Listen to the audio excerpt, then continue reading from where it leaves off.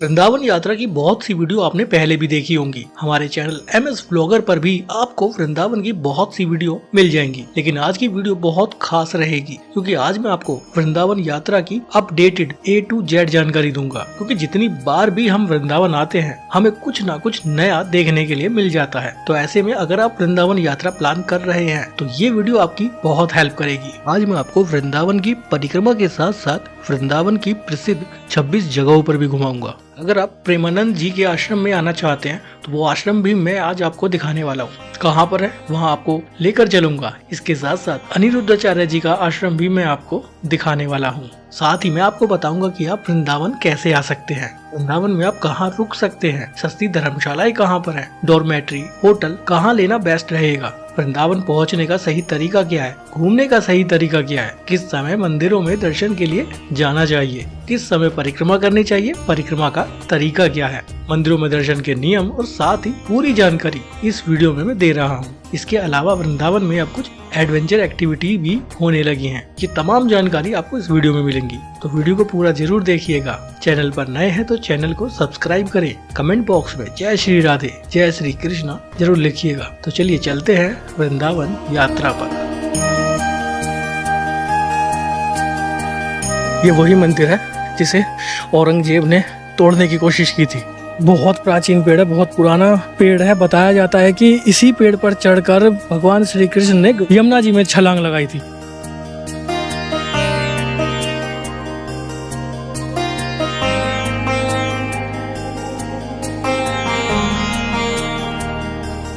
पहले बात करते हैं कि वृंदावन कैसे पहुंचा जाए। अगर आप बाई फ्लाइट आना चाहते हैं तो वृंदावन का नजदीकी हवाई अड्डा आगरा में है। दूरी करीब 70 किलोमीटर है। वहां से आपको वृंदावन के लिए कैब मिल जाएगी। आगरा से डायरेक्ट बस भी आती है वृंदावन के लिए। अगर आप बाई रोड आना चाहते हैं तो दिल्ली से बात करें तो यमुना एक्सप्रेस वे से मात्र 3 से 3.5 घंटे में आप वृंदावन पहुंच जाएंगे। दिल्ली से पब्लिक ट्रांसपोर्ट की बात करूँ तो दिल्ली से बहुत सारी बसेस है जिसमें टिकट मात्र 350 रुपए से शुरू हो जाता है, 700-800 तक रहता है बस के कंफर्ट के अकॉर्डिंग। अगर आप मथुरा पहुंच चुके हैं, मान लीजिए आप ट्रेन से मथुरा जाते हैं तो मथुरा से वृंदावन आप आसानी से आ सकते हैं। दूरी भी मात्र 10 से 12 किलोमीटर है। मथुरा से वृंदावन आने के 3 तरीके हैं। आप चाहे तो मथुरा की लोकल सिटी बस को यूज कर सकते हैं, 20 से 25 रुपए लगेंगे। ऑटो रिक्शा ले सकते हैं, 25 से 30 रुपए लगेंगे। ई रिक्शा भी चलते हैं मथुरा से वृंदावन के लिए। आप चाहे तो कैब हायर कर सकते हैं, 800 से 1000 रुपए वो लेंगे। अगर आप बाई ट्रेन ही पूरी यात्रा करना चाहते हैं तो मथुरा का रेलवे स्टेशन पूरे देश से सीधे तौर पर जुड़ा हुआ है। बहुत सी ट्रेन डायरेक्ट मथुरा आती है। मथुरा से वृंदावन कैसे आना है वो भी मैं आपको बता देता हूँ, क्योंकि वृंदावन में भी एक छोटा सा रेलवे स्टेशन है इसका नाम है वृंदावन रोड।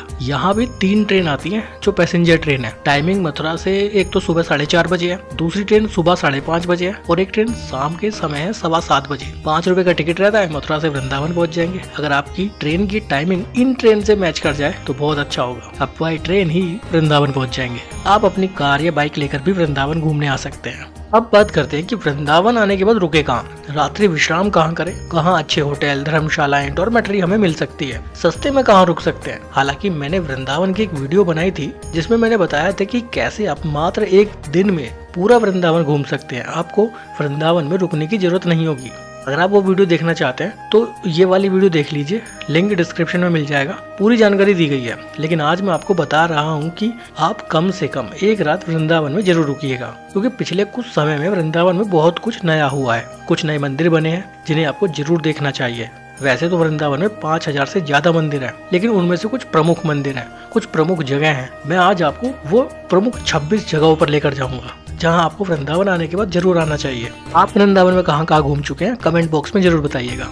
सबसे पहले तो आपको वृंदावन की परिक्रमा जरूर करनी चाहिए, तभी आपकी वृंदावन यात्रा पूरी होगी। अगर आप वृंदावन जैसी पावन धरती पर आते हैं तो कम से कम एक रात तो यहाँ जरूर रुकिएगा, तभी आप पूरे वृंदावन का रंग रूप अच्छे से देख पाएंगे। अगर आप नए वृंदावन में यानी प्रेम मंदिर के आसपास रुकना चाहते हैं तो आप यहाँ पर कहाँ रुक सकते हैं मैं वो जगह भी बता देता हूँ। आप चैतन्य विहार फेज 1 या फेज 2 में रुक सकते हैं। आप भानुमति रोड पर जिसे परिक्रमा मार्ग बोला जाता है वहाँ भी रुक सकते हैं। केशव मार्ग पर रुक सकते हैं, महाराजा सूरजमल रोड पर रुक सकते हैं, रीना रोड पर रुक सकते हैं या वैष्णो देवी धाम मार्ग पर रुक सकते हैं। प्रेम मंदिर एस्कॉन टेम्पल के सामने चैतन्य विहार है।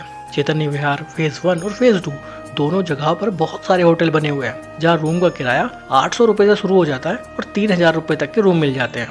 इसके अलावा यहाँ पर सस्ती धर्मशालाएं भी हैं, गेस्ट हाउस भी हैं और कुछ डॉर्मेट्री भी हैं जिसमें 300 से 400 रुपए एक व्यक्ति का लगता है और आप डॉर्मेट्री में भी रुक सकते हैं।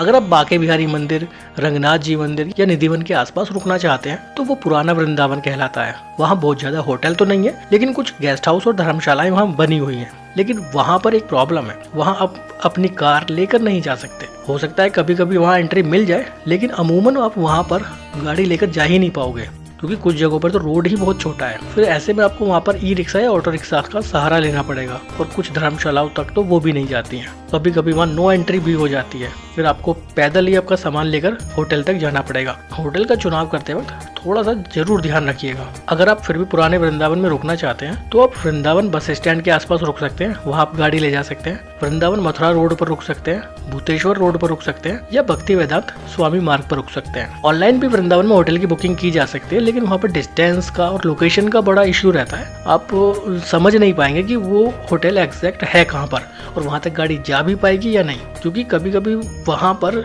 बाहरी गाड़ियों की ना नो एंट्री कर दी जाती है, तो काफी दिक्कतें हो जाती हैं वहाँ आने वाले श्रद्धालुओं को। होटल का चुनाव करते वक्त थोड़ा सा ध्यान रखिए। मैं आपको बताऊंगा कि वृंदावन में आपको कैसे घूमना है कि समय भी कम लगे, ज्यादा पैदल भी ना चलना पड़े, और यात्रा भी अच्छी हो जाए।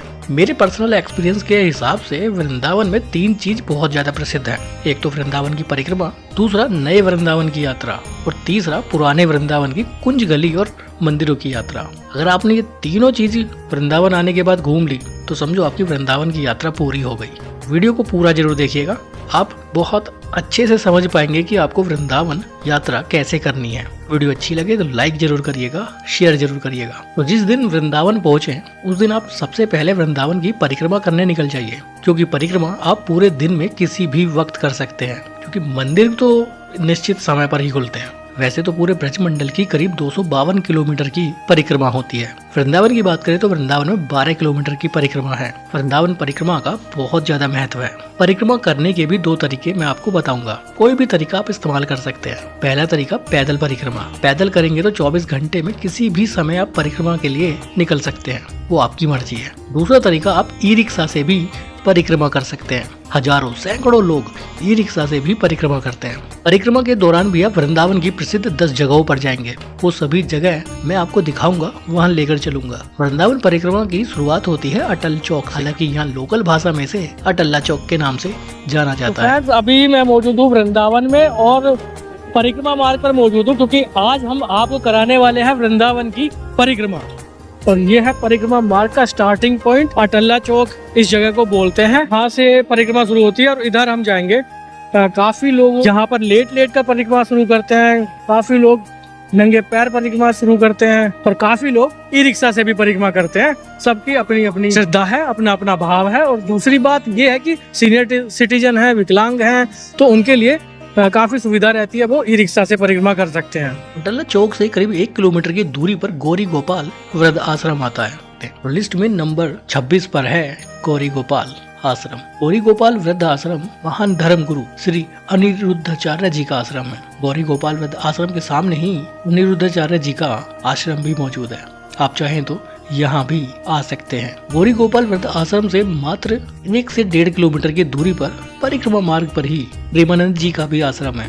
तो लिस्ट में नंबर 25 पर है श्रीहित राधा कैली कुंज आश्रम। हालांकि प्रेमानंद जी महाराज से मिलने के लिए एक टोकन लिया जाता है, बहुत मुश्किल से नंबर आता है। वैसे तो प्रेमानंद जी महाराज जी रात को 2 या 2:30 बजे के करीब परिक्रमा मार्ग पर भी निकलते हैं, जहाँ हजारों लोग उन प्रतीक्षा में खड़े रहते हैं। हालांकि पिछले कुछ दिनों से ये यात्रा बंद है। शायद जब आप ये वीडियो देख रहे होंगे प्रेमानंद जी महाराज भी परिक्रमा पर निकलना शुरू कर दें। लिस्ट में नंबर 24 पर है पुरानी कालीदह। प्रेमानंद जी के आश्रम से करीब 1.5 किलोमीटर की दूरी पर पुरानी कालीदह मंदिर आता है। पैदल परिक्रमा करते हुए हम पहुंचे पुरानी कालीदह मंदिर। तो फ्रेंड्स, अभी हम आ पहुंचे हैं परिक्रमा मार्ग के एक पड़ाव पर। इस जगह का नाम है कालीदह। कालीदह वही जगह है जहां पर भगवान श्री कृष्ण कालिया नाग के ऊपर चढ़कर नृत्य किया था। उधर सामने यमुना जी है। हालांकि अब यमुना जी यहाँ से काफी दूरी पर है। कृष्ण जी के जमाने में यमुना जी यहाँ तक हुआ करती थी। मैं आगे यमुना जी का भी नज़ारा आपको दिखाऊंगा। फिलहाल आप ये जो जगह देख रहे हैं कालीदह है, और ये वृंदावन की बहुत प्राचीन जगह, बहुत पुराना मंदिर है। देखो यहाँ पर, और ये है कालीदह का मंदिर। इधर देखो, जो मैं आपसे अभी जिक्र कर रहा था वो नज़ारा यहाँ देखने के लिए भी मिल रहा है। वही कालिया नाग और उसके ऊपर श्री कृष्ण जी सवार हैं। कालिया नाग का जब दहन किया, दहन का मतलब उसे भगा दिया था यहाँ से, तो यशोदा मैया को जब पता लगा वो भागी भागी आई और देखी कि बाल कृष्ण को कहीं चोट तो नहीं लगी, तो उसी चोट को देखते हुए, मतलब ऐसा चोट तो नहीं लगी थी, एक मंगल कामना के लिए उन्होंने ब्राह्मणों को बहुत सारी गायों का इसी स्थान पर दान दिया था। कालिका मंदिर से करीब 1.5 किलोमीटर की दूरी पर राधा मदन मोहन मंदिर है। तो लिस्ट में नंबर 23 पर है राधा मदन मोहन मंदिर। राधा मदन मोहन मंदिर बहुत प्राचीन मंदिर है, या कह सकते हैं कि वृंदावन के सबसे प्राचीन मंदिरों में से एक है। परिक्रमा मार्ग से थोड़ी सी ऊंचाई पर यह मंदिर मौजूद है। फ्रेंड्स, अभी हम आ चुके हैं अपनी परिक्रमा मार्ग के दूसरे पॉइंट पर, जो है राधा मदन मोहन मंदिर। नज़ारा देखो पहले तो आप, बहुत बड़ा और विशाल मंदिर है और ये मंदिर बहुत प्राचीन है। इस मंदिर के स्ट्रक्चर को देखकर ही लगेगा आपको। थोड़ा रोड से ऊंचाई पर है, थोड़ी सी सीढ़ियाँ चढ़कर जाना पड़ता है। मंदिर के बारे में यहाँ पे काफ़ी डिटेल लिखी हुई है। एक प्राचीन टीले पर स्थित है ये मंदिर। ये मेन रोड है, यहाँ से हम आए, इधर से यात्रा कर कर हम आए हैं अभी, और यहाँ काली दह था। ये राधा मदन मोहन मंदिर, और यहाँ से थोड़ा आगे हम जाएंगे तो पहुँचेंगे चीर घाट पर और यमुना जी के दर्शन भी आपको कराएंगे। मंदिर अभी इस वक्त बंद है क्योंकि दोपहर का समय है। शाम को ये मंदिर दोबारा ओपन होगा। शाम के वक्त आप आएंगे या सुबह के वक्त आएंगे तो आप मंदिर में दर्शन करने भी जा पाएंगे। मंदिर का इतिहास बहुत पुराना है। मुगल काल के दौरान ये मंदिर काफी चर्चाओं में रहा था। कुछ मुगल शासकों ने इस मंदिर को तोड़ने की कोशिश भी की। बहुत प्राचीन मंदिर है। ये वही मंदिर है जिसे औरंगजेब ने तोड़ने की कोशिश की थी। राधा मदन मोहन मंदिर से करीब 1 किलोमीटर की दूरी पर चीर घाट है। तो लिस्ट में नंबर 22 पर है चीर घाट। हालांकि राधा मदन मोहन मंदिर से चीर घाट जाते वक्त रास्ते में बाके बिहारी मंदिर का भी एंट्री गेट है। बाके बिहारी मंदिर का भी एक गेट है, लेकिन ये जो गेट आप देख रहे हैं ये सिर्फ एक एग्जिट गेट है। यहाँ से आप मंदिर के लिए प्रवेश नहीं कर सकते। थोड़ा सा आगे आते हैं तो श्री राधा वल्लभ लाल जी मंदिर का भी एक गेट नजर आता है, लेकिन ये सभी एक एग्जिट गेट है, यहाँ से प्रवेश नहीं हो सकता है। हालांकि मैं इन सभी मंदिरों में आपको लेकर जाऊंगा, तो वीडियो से बने रहिएगा। चीर घाट की बात करें तो ये जगह भी बहुत प्राचीन है। यहाँ पर यमुना जी में आप दर्शन करेंगे। यहाँ पर आप यमुना जी के दर्शन करेंगे। आप चाहें तो नाव की सवारी भी कर सकते हैं। तो फ्रेंड्स, अभी हम आ गए हैं चीर घाट पर।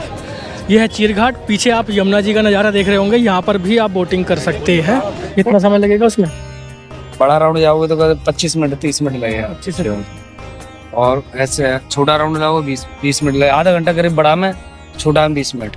तो बड़े में क्या क्या घुमाओगे? बड़ा में केसी घाट, बंसी घाट, कदम का पेड़, 5 घाट करीब आएगा। अच्छा, छोटे छोटा में सादा ही आएगा। काले का राउंड ही आएगा। उसमें कितना रुपए लेते हो? देखो, सवारी के साथ में आते, बड़ा राउंड जाते 100 रुपये सवारी लेते हैं। उसमें 20 लोग आते हैं। और छोटा राउंड जाते 80 रुपये लेते हैं। हम 2 हैं तो हमारा क्या लोगे? आप जाओ खाली बोर्ड में 1000 रुपये पड़ जाएगा, पूरा बोर्ड जाएगा उसमें। पैराग्लाइडिंग करनी है ना वृंदावन में, तो वो भी अब यहाँ पे शुरू हो गई है। दिखाऊं मैं आपको? वो देखो आसमान में, मैं जूम करके और दिखा देता हूँ आपको नज़ारा। अब आप कहोगे कि वृंदावन में पैराग्लाइडिंग कहाँ हो रही है, तो उसकी पूरी जानकारी इस वीडियो में मैं दे दूंगा आपको। पहले जूम करके ये नज़ारा देख लो। लिस्ट पे नंबर 21 पर है कदम्ब का पेड़। चीर घाट के ठीक सामने ही कदम्ब का पेड़ मौजूद है। बताया जाता है कि ये वृक्ष भगवान कृष्ण के जमाने का ही है। यहाँ पर हमेशा पूजा पाठ चलती रहती है। परिक्रमा मार्ग पर मैं चीर घाट के सामने कदम्ब के पेड़ के पास मौजूद हूँ। ये बहुत प्राचीन पेड़ है, बहुत पुराना पेड़ है। बताया जाता है कि इसी पेड़ पर चढ़कर भगवान श्री कृष्ण ने यमुना जी में छलांग लगाई थी। उस जमाने में यमुना जी यहाँ तक बहती थी, जहाँ अब ये रोड बन चुका है। हालांकि अब यमुना जी काफ़ी पीछे है और कदम का पेड़ भी पूरी तरह से लगभग सूखा हो गया। ऊपर कुछ पत्तियां नजर आ रही हैं। बहुत पूजनीय है। पूजा पाठ भी यहाँ पर लगातार चलती रहती है। लोहे के बड़े बड़े गाटर लगाकर कदम्ब के पेड़ को रोका गया है। इधर सामने एक कुआं भी मौजूद है। लिस्ट में नंबर 20 पर है केसी घाट। केसी घाट चीर घाट से मात्र 600 मीटर की दूरी पर है। परिक्रमा मार्ग पर चलते चलते हम केसी घाट तक जाएंगे। हालांकि यहाँ से पास में ही निधिवन और शाहजी मंदिर भी है, लेकिन उसके लिए थोड़ा पीछे विपरीत दिशा में चलना पड़ेगा। जबकि बताया जाता है कि परिक्रमा के दौरान उल्टा या वापस नहीं चलते हैं, हमें परिक्रमा मार्ग पर ही सीधे सीधे चलना चाहिए। लेकिन आप बेफिक्र रहिए, मैं आपको उन सभी जगहों पर लेकर जाऊंगा। पहले परिक्रमा कर लेते हैं। केसी घाट भी बहुत प्राचीन घाट है। इस घाट पर भी आप चाहे तो नाव की सवारी कर सकते तो हैं। फ्रेंड्स अभी हम आ पहुंचे हैं परिक्रमा मार्ग पर केसी घाट पर। पीछे चीर घाट देखा हमने और अभी हम आ चुके हैं केसी घाट। हालांकि यहाँ सामने आप देख पा रहे होंगे कि पैराग्लाइडिंग भी हो रही है। बहुत सी एडवेंचर एक्टिविटीज यहाँ पर होने लगी है। यमुना जी के दूसरे छोर पर एडवेंचर एक्टिविटी भी आप कर सकते हैं, जिसमें paragliding, paramotoring, hot air balloon, camel ride और भी बहुत सी एडवेंचर एक्टिविटी होती है। तो वृंदावन आने के बाद आप इस तरह की एक्टिविटी भी कर सकते हैं। तो ये है केसी घाट। आप चाहें तो यहाँ भी आकर बोटिंग कर सकते हैं। लेकिन इसके साथ साथ ना एक नज़ारा मैं और दिखा देता हूँ आपको फिर से। वो यमुना जी है और ये नाली है। और ये नाली देखो, आप दिखा दूँ मैं पहले आपको ज़रा करीब से। नाली भी क्या, पूरा नाला है। ये देख रहे हो, ये पूरा नाला है। और ये नाला यहाँ से होते हुए साथ साथ लेकर चलूँगा और वहाँ यमुना जी में पहुँच गया है। तो फ्रेंड्स, एक तरफ जहाँ गंगा जी की साफ़ सफाई के लिए विशेष अभियान चल रहा है, वहीं यहाँ यमुना जी की बात करें तो गंदगी का अंबार कर दिया गया है। और खुद वृंदावन शासन प्रशासन को देखना चाहिए कि यहाँ जो नाला है जो वृंदावन से निकल कर आ रहा है वो सीधा यमुना जी में समा रहा है। तो यहाँ की लोकल अथॉरिटी को, प्रशासन को इस बात पर थोड़ा सा गौर करना चाहिए।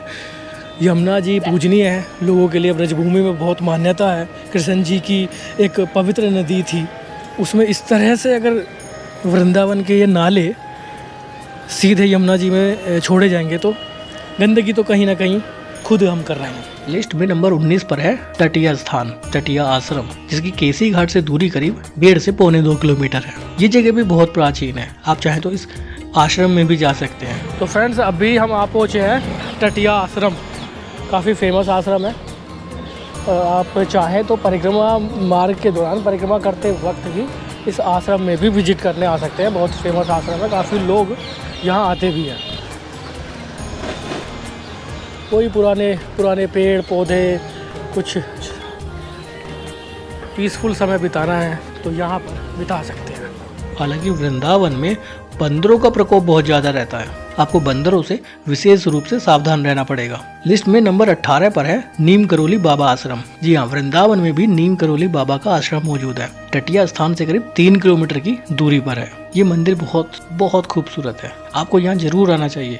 परिक्रमा मार्ग पर ही ये मंदिर मौजूद है।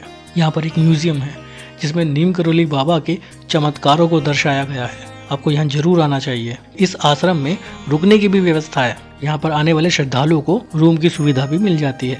नीम करोली बाबा आश्रम में दर्शन के बाद हम 400 मीटर और चलें तो पहुँच जाएंगे अटल्ला चौक, यानी जहाँ से हमने परिक्रमा की शुरुआत की थी। तो इस तरह से परिक्रमा पूरी हो जाती है। और पूरी परिक्रमा के दौरान हम वृंदावन की प्रसिद्ध 10 जगहों पर भी दर्शन करते हैं। अगर आप इस परिक्रमा को पैदल करते हैं तो 3 से 3.5 घंटे या मैक्सिमम 4 घंटे में आप परिक्रमा पूरी कर लेंगे। सभी मंदिरों में दर्शन करने जाएंगे तो आपको 4-4.5 घंटे लग सकते हैं।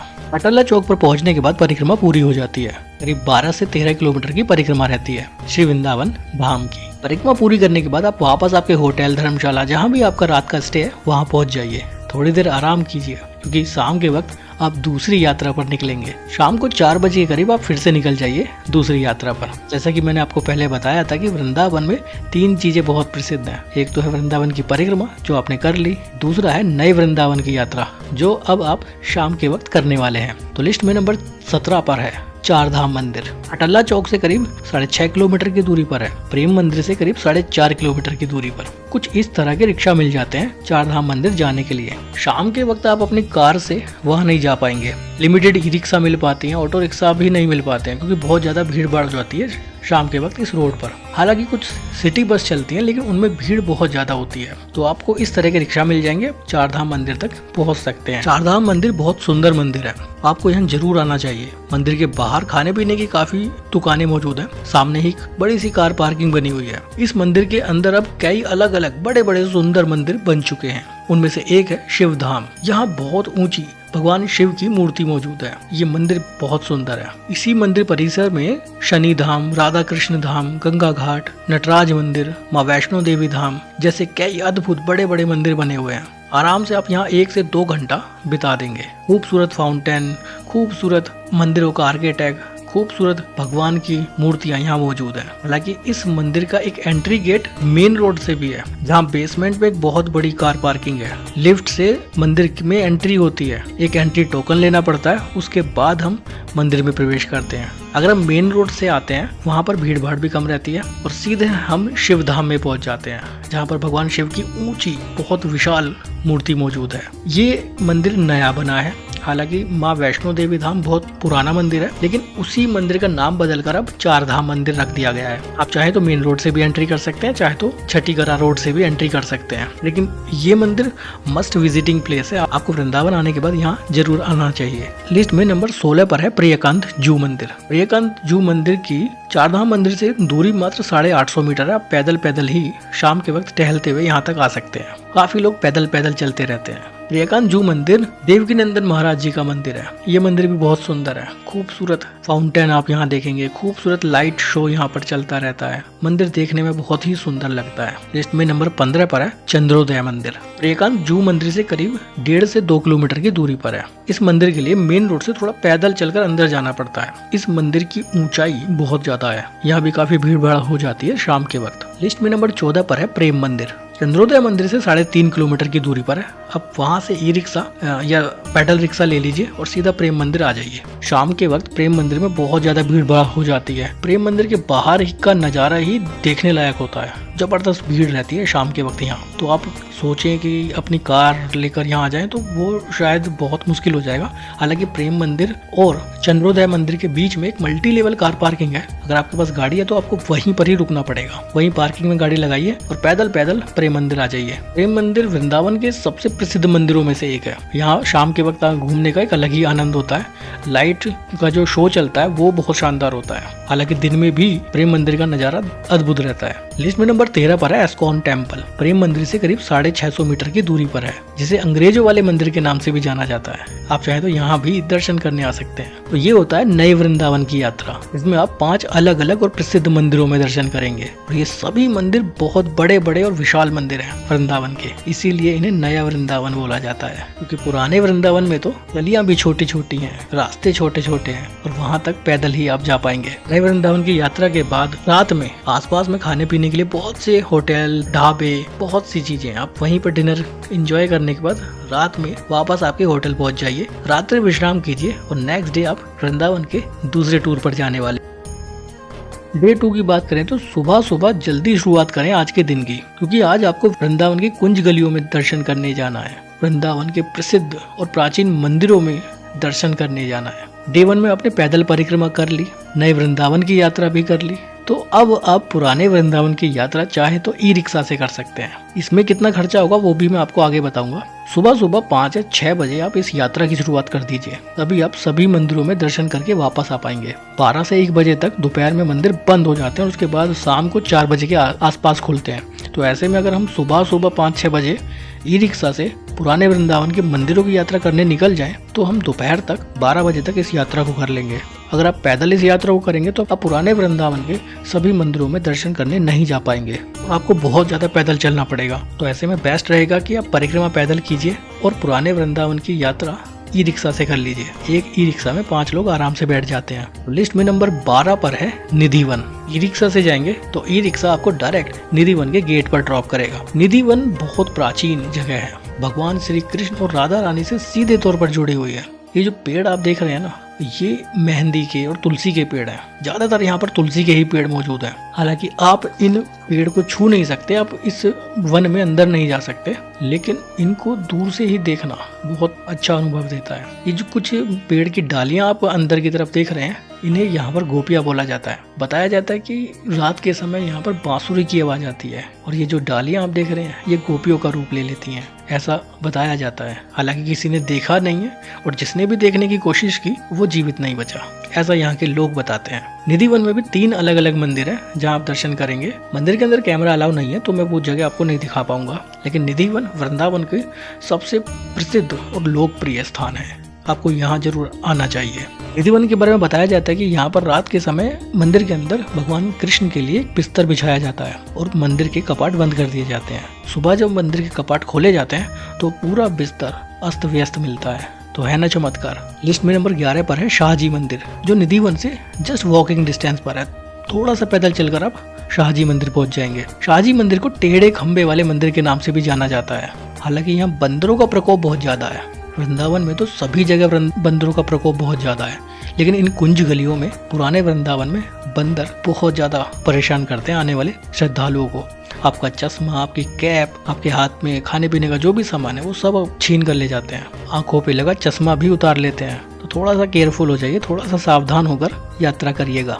लिस्ट में नंबर 10 पर है श्री राधा रमन मंदिर। ये मंदिर भी बहुत प्राचीन है, आपको यहाँ भी दर्शन करने जरूर आना चाहिए। शाहजी मंदिर से मात्र 500 मीटर की दूरी पर ही है। लिस्ट में नंबर 9 पर है गोपेश्वर महादेव मंदिर। इस मंदिर के बारे में आपको सिर्फ एक बात बोलूंगा, वृंदावन की पूरी यात्रा कर लो, अगर आप गोपेश्वर महादेव मंदिर में दर्शन नहीं करोगे तो आपकी यात्रा अधूरी होगी। तो जब भी आपको मौका मिले आप गोपेश्वर महादेव मंदिर में दर्शन करने जरूर आ जाइए। वृंदावन के प्रमुख मंदिरों में से एक है गोपेश्वर महादेव मंदिर। लिस्ट में नंबर 8 पर है श्रीधाम गोदा विहार मंदिर। गोपेश्वर महादेव मंदिर से मात्र 100 मीटर की दूरी पर है। गोदा विहार मंदिर बहुत खूबसूरत मंदिर है। अगर आपको फोटोग्राफी करनी है, वीडियोग्राफी करनी है तो ये मंदिर बहुत सुंदर है। यहाँ आपको बहुत अच्छी और बहुत सुंदर मूर्तियां देखने के लिए मिलेंगी। लिस्ट में नंबर 7 पर है श्री रंगनाथ जी मंदिर। गोदा विहार मंदिर से वृंदावन की कुंज गलियों में गुजरते हुए मात्र 250 मीटर की दूरी पर श्री रंगनाथ जी मंदिर है। ये जो नज़ारे आप देख रहे हैं श्री रंगनाथ जी मंदिर का है, जिसे सोने के खंबे वाले मंदिर के नाम से भी जाना जाता है।